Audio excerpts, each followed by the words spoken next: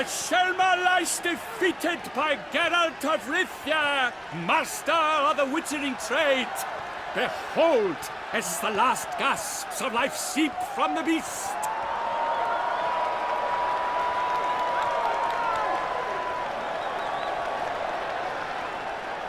Master Geralt, do what you must. Finish the deed!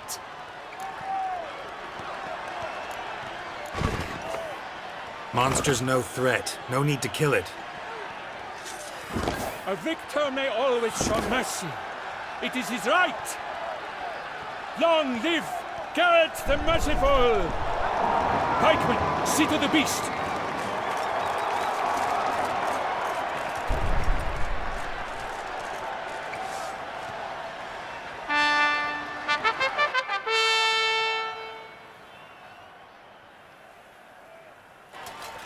Forgive me.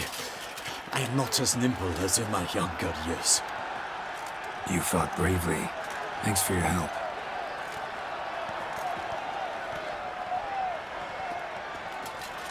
Guillaume? The lad came damned close to dying. I'm fine. Not hurt at all. Vivian? Smile as befits a hero and keep silent. Speech clearly pains you. She approaches.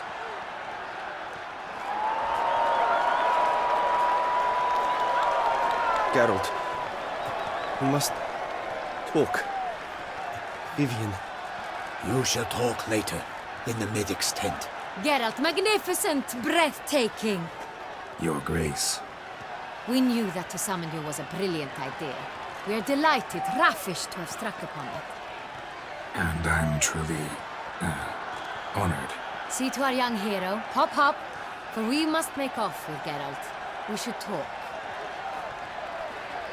We had been long awaiting your arrival. Had nearly lost hope. Then suddenly, that entrance, so spectacular.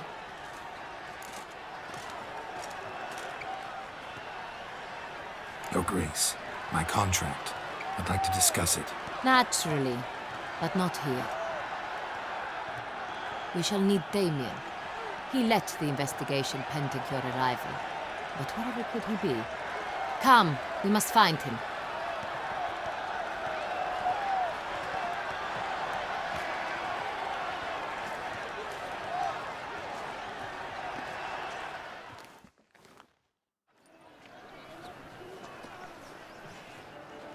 Tell us, have you come alone?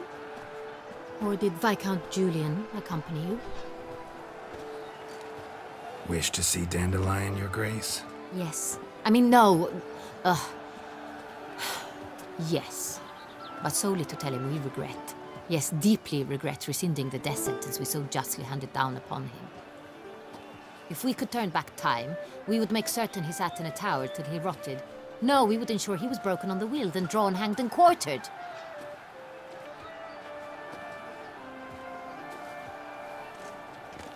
Ah, the very man we would entrust with these tasks. Damien de la Tour, captain of my personal guard. Your Grace. Witcher. Greetings. Sorry to have to tell you, but the guardsmen handling the last victim's body... I know already. The creature in the cellar of Corvo Bianco. Was it the beast? No. A Bruxa. A kind of vampire. Not the beast, but tied to it in some way. You know this how? Through careful analysis of the evidence, both on the riverbank and at Corvo Bianco. Do you mean to insinuate the investigation thus far has been sloppy? Geralt insinuates nothing of the sort. We must listen to him, attentively. I examined the body of the beast's last victim. Might have found something. Need to analyze it. A quiet place, that's what I could use most right now. And maybe the help of an alchemist or a mage. Also like to hear all you know about the previous victims. Take it Sir de la Tour is my man for that. Firstly, call me Damien, please. Secondly, you should know I spoke against summoning you here. I've heard much about you. You bring trouble, or thus far have, always. And we've enough trouble as it is. Yet we are capable of defeating the beast on our own, without an outsider's help. I've no doubt about it. Damien, we settled the matter of the Witcher's employ some time past. Definitively. Since you have broached it nonetheless, let us discuss Geralt's pay. Are the legends true? Do Witchers usually demand that which you find at home, yet did not expect? Not quite, Your Grace. Law of surprise, it's something we invoke at times, but rarely. Usually we just take gold. Disappointing. This law sounds rather romantic. On the other hand, on returning to the palace, we would likely find impatient petitioners or a set of sample fabrics for a new dress. Poor rewards, both.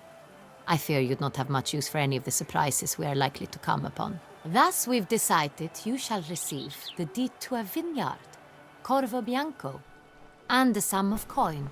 You will doubtless consider this adequate. Title to the vineyard shall be given to you at once. Surely you'll need lodgings while you hunt. The coin, however, will be yours only once you have slain the beast. Lovely, generous gesture, Your Grace. But Corvo Bianco, isn't it the Duchy's temporary morgue? Is it now? The Chancellery's bungled things again, we fear. Not to be left unsupervised for one instant. Yet, in its mood, a morgue should present minimal problems to a Witcher. What's more, nothing enhances a wine's reputation better than a grim legend. Thank you, Your Grace. I accept the contract, of course.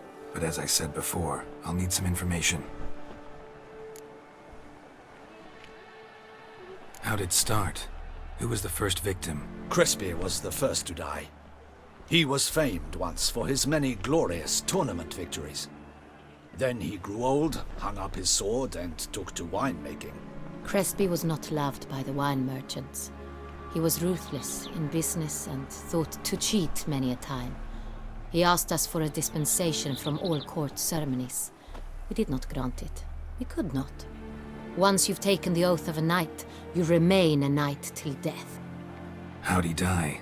Where'd they find the body? Quite unusual, the circumstance. He was at a feast when suddenly one of his fellow feastgoers noticed he was missing. The town watch found him an hour later. On his hands and knees, propped against the town pillory, his sword hanging from his neck. He had died of wounds inflicted with claws, not a weapon. Blows of great force. So he died suddenly, but the body was on its knees, meaning someone posed it. So it seems. Second murder. Tell me what you know. In the city there are certain nooks. No one reasonable ventures there after dark. Ramon Dulac's corpse was found in one such place. With the first murder, terror gripped the city.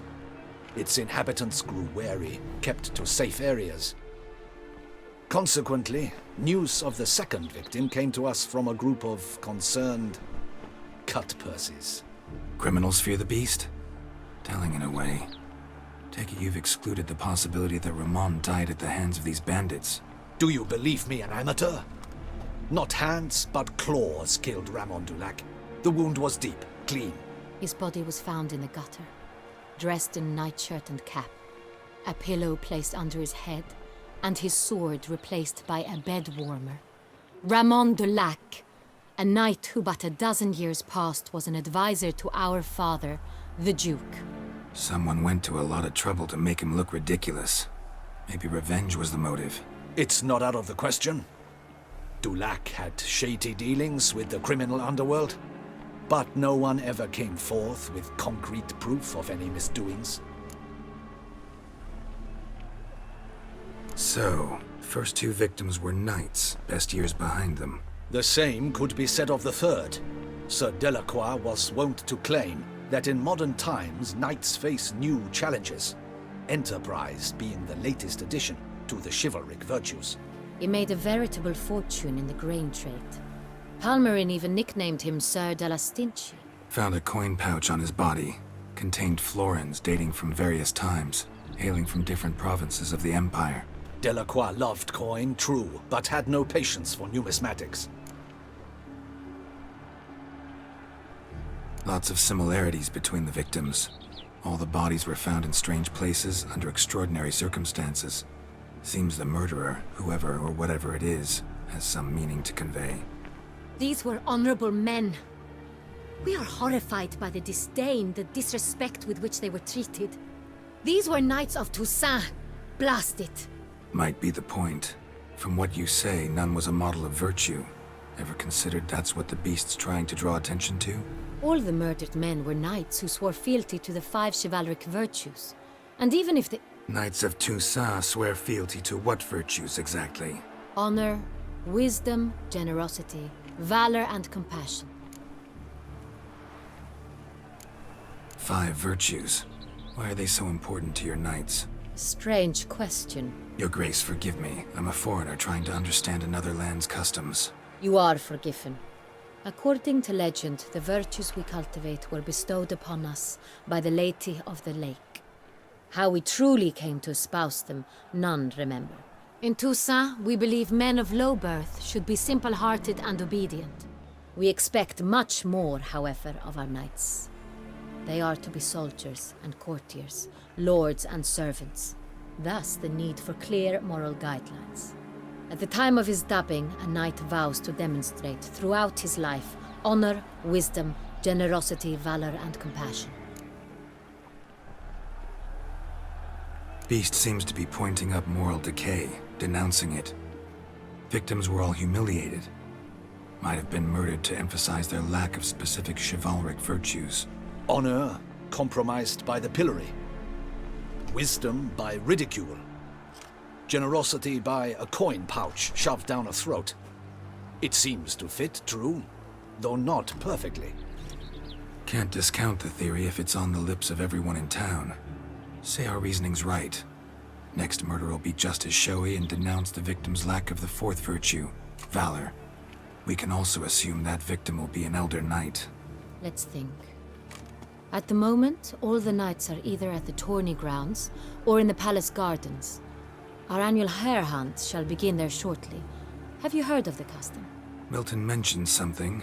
Seemed excited to prance around in a bunny costume. Not sure why. Hang on. Strange circumstances. A knight advanced in years. The famed cowardice of rabbits. Could it be that simple? Is Milton de Peyrac-Peyren the next victim? Milton also knew Delacroix. Told me so down by the river. Damien! To miss something so obvious. De Peyrac-Peyren, Crespi, Delacroix, and Delac formed a knightly team. It was years ago, but They were a team? they were close friends, tightly knit, and as such earned the trust of our father, the Duke. We often witnessed him turn to them with delicate matters. Later, their paths diverged. Unlikely to be a coincidence. Beast must know it too. It's a lead, I'm sure. Your Grace, we need to find Milton, immediately. Rather problematic. You see, the garden entertainments are due to start, and he's disguised as the hare, hiding somewhere, waiting for some tipsy courtiers to find him. The hare's hiding place is a carefully guarded secret. We must call off the game, at once. First and foremost, we must remain calm. Damien, order the garden searched immediately, but discreetly. By no means can we disrupt the festivities. Panic will only incite the beast to strike sooner. And you, Witcher, follow me. My gardens, my night, I shall take the fall. A murder is out of the question. I will not allow it. Not near my palace. Horses? Ready our horses!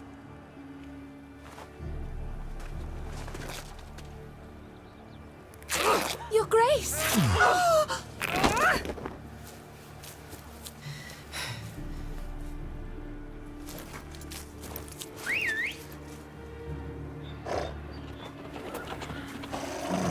What the hell? Why, I should... Your Highness, Mind it doesn't get wrinkled. Onward!